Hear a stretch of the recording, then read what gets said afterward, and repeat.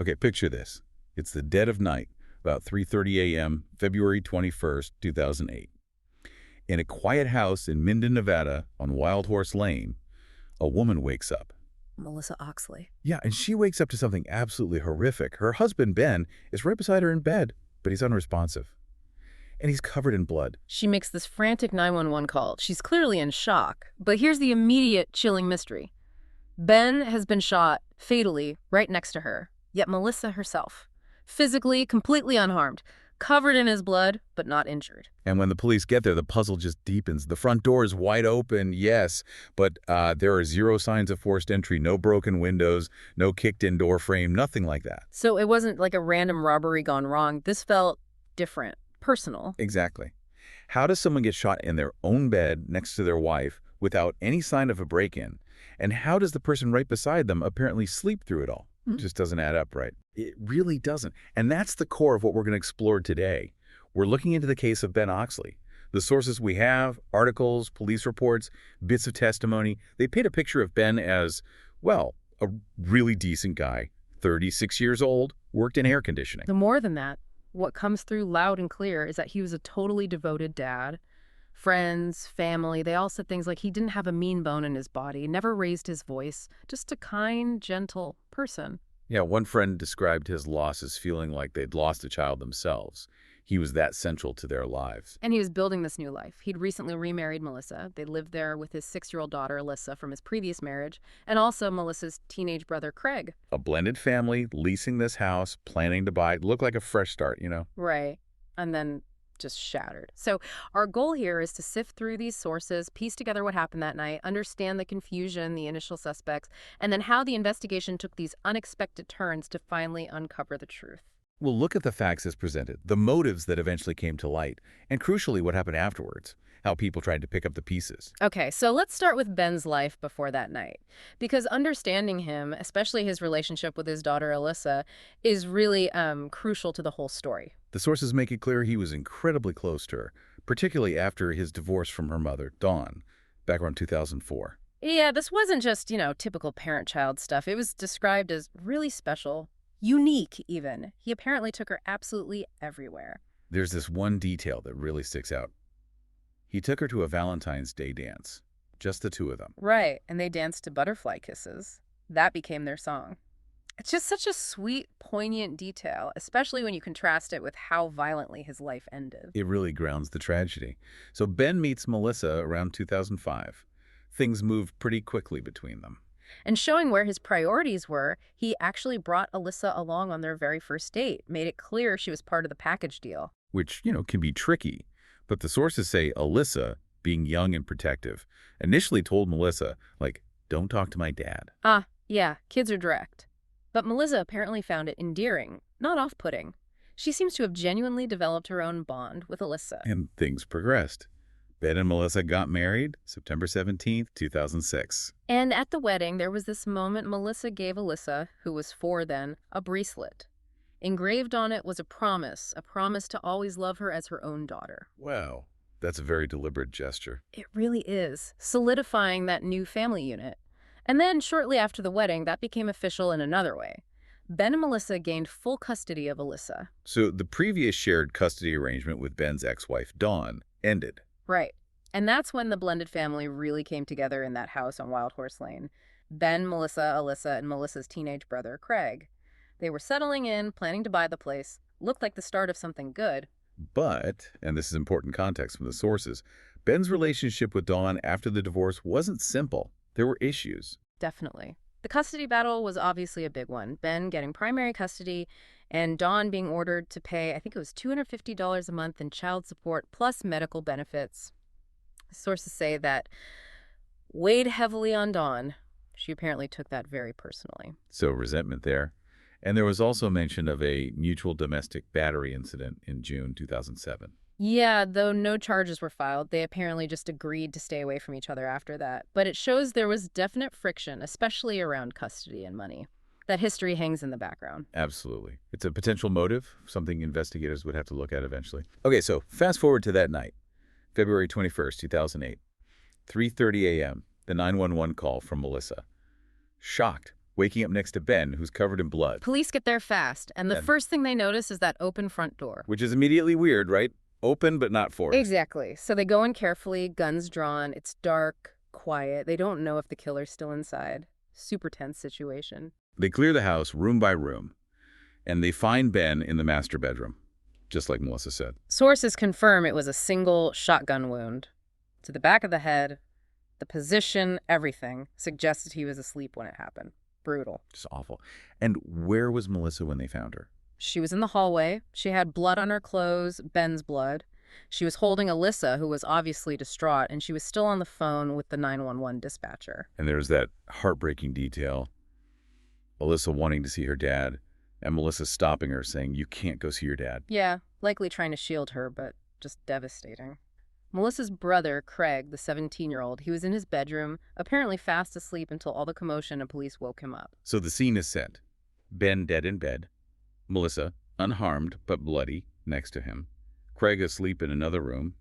Alyssa witness to the immediate aftermath.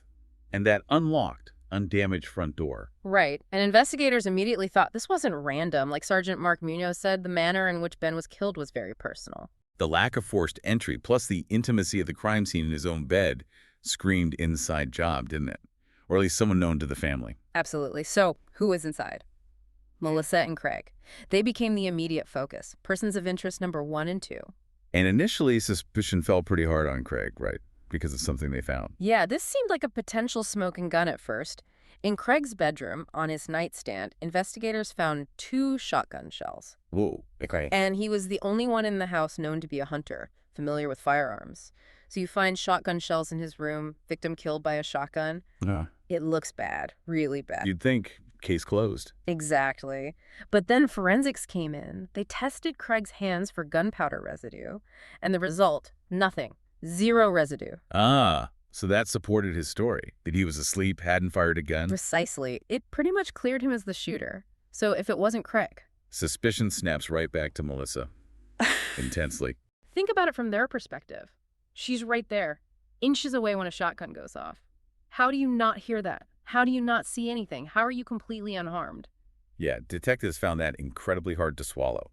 Sources quote them asking exactly that. How could you be in close proximity and not be involved? One detective apparently looked at the scene, Melissa covered in blood but fine, and just questioned, is this really the truth? Her story just seemed improbable given the physics of the situation. But Melissa stuck to her guns. Right. Insisted she woke up, found him like that, knew nothing. Absolutely. She maintained her innocence throughout. But the police were stuck. They had strong suspicion, a seemingly unbelievable story from her, but 0 concrete evidence. No murder weapon tied to her. No forensics saying she fired a gun. It's a really strange set of circumstances. Which, as you can imagine, led to a lot of talk in the local community. Sources mentioned rumors started flying. Many people just assumed Melissa did it. Why? Just the weirdness of it, or was there more? Well, the circumstances were definitely suspicious. But then it came out there was a life insurance policy on Ben. $400,000. And Melissa was the beneficiary. Oof. Okay, yeah.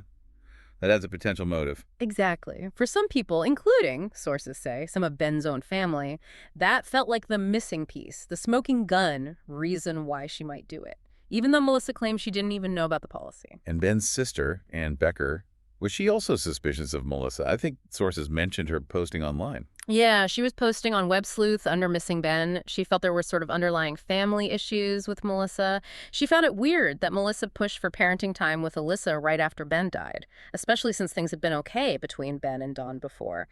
Anne wondered if it was jealousy, or maybe Melissa trying to cut Dawn out completely. Interesting perspective from inside the family. Did she mention the open door? She did. She found it really unlikely the door would be left unlocked, especially because, according to one source, there had apparently been some kind of break-in attempt the night before. If that happened, wouldn't they be extra careful locking up? Good point. So, lots of suspicion on Melissa, plausible motive with the insurance, family doubts, but still no hard proof for the police. They were kind of hitting a wall. They were. They were focused internally mainly on Melissa, but couldn't make the leap. And the key piece they were missing, the thing that would change everything, was hiding in plain sight, almost. What was that? It was Alyssa, Ben's 6-year-old daughter. They didn't realize she hadn't actually slept through the whole thing. No way. She saw something. She heard and saw something crucial. It took time for this to come out, but years later, her testimony completely flipped the case on its head. Sources call it a bombshell. Okay, what did she say? She testified that she woke up that night, she heard a sound, a creak at the front door. The front door again. Right. And then she said she looked out of her bedroom door and saw somebody walking in. Somebody walking into the house. Did she know who it was? She said, I don't know who it was, but, and this is key, she recognized them as a person that was looking in on her. So not necessarily a total stranger, someone familiar enough to peek into her room, but she couldn't identify them clearly in the dark. Wow. Okay, so that changes everything. That points to someone else being in the house. An intruder. Exactly. It was, like the source said, the first time we now had somebody else possibly involved. It blew the focus off Melissa and Craig and forced investigators to look outwards. So if there was an intruder, who would have a motive to kill Ben Oxley? Well, investigators started asking around again. Friends, family, who had issues with Ben. And according to one source, the name that kept coming up was Dawn, his ex-wife. The one he had the custody battle with. The very same. Friends apparently said they couldn't think of anyone who'd want Ben dead, quote, besides Dawn. Okay, so the custody issue comes back into focus. Mm-hmm. Ben getting primary custody, Dawn having to pay child support. Sources said that really bothered her. It weighed heavily on her, yeah. She took it very personally. That seemed like a strong potential motive right there. Resentment, maybe wanting Alyssa back full-time, stopping the payments. And where was Alyssa living right after the murder? That's the other striking thing. She went to live with Dawn, and Dawn's new boyfriend, a guy named James Matlean. So investigators started looking much harder at Dawn and James. What did they find out about Dawn's background? They uncovered a difficult history, which explained why she lost custody in the first place. Sources mention issues with neglect, drug addiction, even some jail time for probation violations, DUI, domestic battery convictions. Right, there was that mention of her kids having to call people because there was no food. Yeah, just a really unstable environment described in the sources. It painted a picture of why Ben had custody. So when police first talked to Dawn and James, what was their story? Their story was simple, almost too simple. They said they were home together all night, the night of the murder, watching a movie, knew nothing about it, a perfect alibi, seemingly confirmed by each other. But investigators felt something was off. They did. Something didn't sit right. Dawn and James became, as one source put it, in the forefront of our investigation. Detectives just had a gut feeling they were involved somehow. So how did they try to crack that alibi? They decided to use surveillance, but not secretly. They used what they called open surveillance. Meaning Dawn and James knew they were being watched. Exactly. Cops following them visibly. The idea, according to the source, was strategic. We wanted them to see us following them, to add pressure, make them nervous, hope they slip up under the stress. Did it work? Did they slip up? It started to pay off. First, surveillance confirmed Dawn and James were in a relationship, which they had initially denied to police. Okay, so strike one against their credibility. Why lie about that? Right. Why was that held from us, the investigators thought? What else aren't they telling us? And did surveillance catch anything else? Anything about the night of the murder? Bingo. This was huge. Surveillance footage proved James Matlean's alibi was completely false. He was not home watching a movie all night. Where was he? He was caught on camera at a convenience store in the early morning hours, right around the time Ben was killed. Wow. So his alibi just crumbled. Completely. Investigators now knew he was lying about his whereabouts. We're finding holes in his story, one source quotes them saying. And the big question became, okay, if you're lying about that, what else is not true? The pressure must have been mounting. Did they break? Not immediately. But then came the biggest breakthrough of all. And it came from someone very close to Dawn, her own son. Her teenage son, Devin. Devin Mitchell, yeah. He was 15 when the murder happened. 3 years later, now 18, and impressively wearing his army uniform, he walked into the police station. He said he had something critical to tell them. What did he say? This must have been incredibly difficult for him. Unimaginably difficult. He testified under oath about the night before the murder, February 20th. He said he overheard his mother, Dawn, and James Matlean talking. They were drunk. And what were they talking about? They were talking about killing Ben Oxley. Oh my God, he heard them planning it. Yes. He testified the motive was crystal clear in their drunken conversation. Dawn wanted Alyssa back. She wanted to stop paying the $200 a month child support. Devin testified, quote, "They wanted him dead. She wanted James Matlean to go out and kill him." He heard his own mother asking her boyfriend to kill his half-sister's father. Yeah. He said their talk got overboard as they drank more. He eventually went to bed sometime between 11 p.m. and midnight, woke up the next morning, police are there, Ben is dead. "It left me speechless," he testified, just numb. "It was not how I expected the day to go." I can't even imagine carrying that knowledge for 3 years. His testimony must have been devastating for Dawn and James. It was the nail in the coffin for their lies. With Devin's testimony directly implicating them and outlining the motive, the pressure on James Matlean became unbearable, and he finally cracked. He confessed. He confessed to killing Ben. What did he say about Dawn's role? He confirmed everything Devin overheard. He said Dawn was the mastermind, she planned it. The motive, exactly what Devin said. Custody of Alyssa. Stop the child support. Did he give details about the murder itself? He did. Chilling details. He confirmed he and Dawn drove to the Oxley house that night, and he revealed who the shadowy figure was that Alyssa saw in her room. Who was it? It was Dawn. Her own mother had been in her room, looking in on her, right before James went to kill her father. That is just beyond comprehension. The betrayal.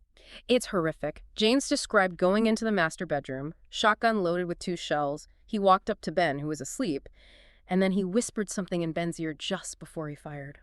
What did he whisper? According to James' confession, he whispered, "This was for lying about Dawn," and then he shot him in the back of the head. Unbelievable. Did he say anything about Melissa? She was right there. He did. He said after shooting Ben, he turned the shotgun on Melissa. She woke up to that horror. He called her his second victim, had his finger on the trigger ready to kill her too. Why didn't he? He said he hesitated, lowered the gun, and just ran. Ran out of the house where Dawn was waiting in the car to drive them away. So close. Melissa was inches from death herself. Incredibly close. After they fled, James said they agreed to stick to the fake alibi home all night watching movies. Did he provide any other proof? Anything investigators could check? Yes, another key piece. He confessed that right after the murder, he used Dawn's Bank of America card at a 7-Eleven ATM. Withdrew $40. Okay, traceable. What did he do with the cash? Went straight to Walmart. Bought duct tape, new shoes, more shotgun shells, gloves, and towels. Investigators found the Walmart receipt. It confirmed the purchase, the time, the items.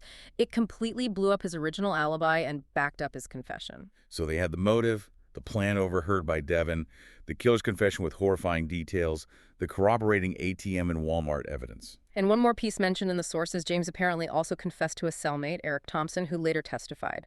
Thompson said James admitted killing Oxley with a shotgun because, quote, the woman he was involved with didn't like the individual, pointing right back to Dawn's influence. So the whole picture came together. Awful, calculated, and driven by custody and money. Exactly. Dawn and James were arrested. Police were reportedly horrified, realizing that Alyssa had been living with her father's murderers for months. What happened to Alyssa then? She was finally reunited with Melissa, her stepmother. Sources emphasize Melissa really fought for that reunion. And importantly, despite all the rumors and suspicion that had been cast on Melissa, Alyssa had apparently always believed Melissa was innocent. She stuck up for her. Their bond held. That's something, at least. A bit of stability for her after all that. So the case went to trial. It did, but not until January 2012, almost 4 years after the murder. Alyssa, who was now 10 years old, actually attended the trial proceedings. Wow, sitting in court at that age, facing all this. Yeah. Melissa testified. She did. She described waking up to the blast, finding Ben. It must have been incredibly traumatic to relive. And during the sentencing part for James, she addressed him directly. Sources say she tearfully told him the emotional damage was almost unbearable and that he had crumbled Alyssa's entire foundation. Focused on the impact on Alyssa, Devin testified again too. Yes. Devin, still in his Army uniform, bravely repeated his testimony about overhearing the planning, the motive tied to custody and child support. He also talked about the difficult home life he and his siblings had endured because of Dawn's issues, providing context for the custody situation. And what happened with Dawn's legal situation? She was the mastermind, but James pulled the trigger. It got complicated. Dawn was already in custody on other charges, probation violations, DUI, domestic battery. She was offered a deal, immunity from prosecution for Ben's murder, if she provided truthful testimony against James. Immunity, even though James said she planned it. Yes, but her testimony was problematic. Sources say even the judge questioned if she was actually being truthful, warning her she needed to be straightforward given the immunity deal. How so? What did she say? She basically denied orchestrating it. She contradicted Devin, saying her initial comment about wanting someone dead was about a different ex-boyfriend, and the talk only turned to Ben later. She claimed she didn't actually say she wanted Ben dead, just that she wanted him to fall off the face of the earth. That sounds like semantics. Did she admit knowing James was going to do it? She claimed she told James she didn't want Ben killed and thought he was just going to call someone else. Said she passed out drunk and only woke up when James came back and said it was done. She maintained she didn't know for sure if James pulled the trigger.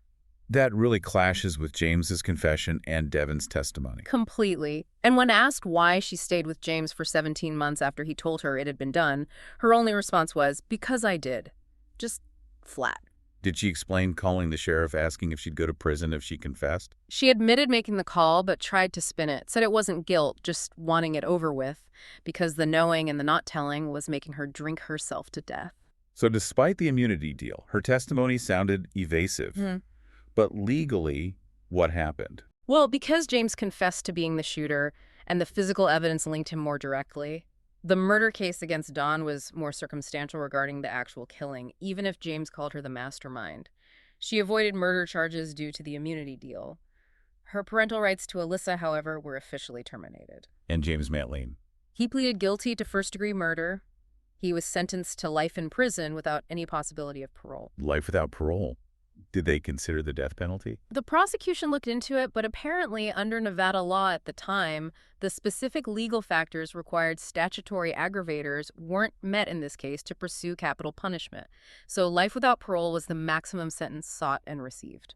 So finally, some measure of justice for Ben Oxley. James Matlean locked away for life. Yes, the killer was convicted. But the story has this coda, this really powerful moment involving Alyssa. What happened? After James was sentenced, Alyssa, now 10, made an incredible request. She asked to speak with him, face to face. With the man who murdered her father. Why? Sources say she met with him. And she told him. She told him she had decided to forgive him. She forgave him at 10 years old. Yes. And she didn't stop there. She told him she wanted him to have hope.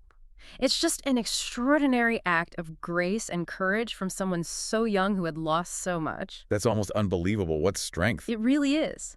Sources describe it as a vital step in her own healing, choosing not to be defined by the hatred and bitterness she had every right to feel. And where did Alyssa end up living long term? She continued living with Melissa. Their bond, forged through Ben and then strengthened through this shared trauma and Melissa's commitment, became really solid. Sources describe them forming their own unlikely family together as true mother and daughter. That promise Melissa made at the wedding with the bracelet. It seems she truly fulfilled it, and she went even further. Sources mention she also welcomed Brandy, who was Alyssa's half-sister, another of Dawn's children, into their home after Dawn lost her rights. Melissa became this stable, loving mother figure for both girls. Creating a new family out of the ashes of this tragedy. Exactly, focusing on moving forward, cherishing Ben's memory, but not letting the horror define them. Melissa apparently feels Ben's presence, his legacy of love. Alyssa misses her dad terribly, of course, but felt she was doing better, safe in her new home. She said Ben would always be in her heart. It circles back to that idea. The love we choose is the love that lasts forever. It's such a complex case when you lay it all out. It started looking like maybe a robbery, or maybe the wife did it. This classic locked room type mystery almost. Right. The focus was so internal at first. Yeah. Melissa, Craig. The insurance money seemed like such a strong motive pointing at Melissa. But it turned out to be something else entirely. A calculated plot born from, well, really ugly family resentments. Custody battles, child support, leading someone to orchestrate the murder of their child's other parent. And carried out by her boyfriend. The truth was hidden behind layers of lies, a false alibi, denials. Until key witnesses stepped up. Devin, Dawn's own son, hearing the plan. That must have taken immense courage. Absolutely. And Alyssa herself. That small detail, she remembered the creak at the door, seeing someone enter who wasn't supposed to be there. That tiny crack opened up the whole investigation. It really shows how truth can come from unexpected places, doesn't it? Even from a child trying to make sense of a terrifying night. It's definitely. And it highlights the perseverance needed in investigations when the initial theories don't pan out. The open surveillance, applying pressure, digging into backgrounds, it all played a part in unraveling the lies. So James Matlean is serving life without parole. Dawn, despite masterminding it, according to James, got immunity and avoided murder charges, though lost her parental rights. And Melissa and Alyssa, along with Brandy, formed this new family unit. Yeah, finding a way to move forward, choosing love and support after experiencing such profound betrayal and loss. It leaves you thinking, though, about forgiveness. That moment with Alyssa and James Matlean, it's hard to wrap your head around. It really is. Consider what it takes. You're 10 years old. Your father was brutally murdered in his sleep. You eventually learned your own mother plotted it and her boyfriend carried it out. You lived with them after it happened. And then, years later, you face the man who pulled the trigger and offer forgiveness. Tell him to have hope. What does that say about resilience, about the capacity for empathy, even in the face of the deepest wounds?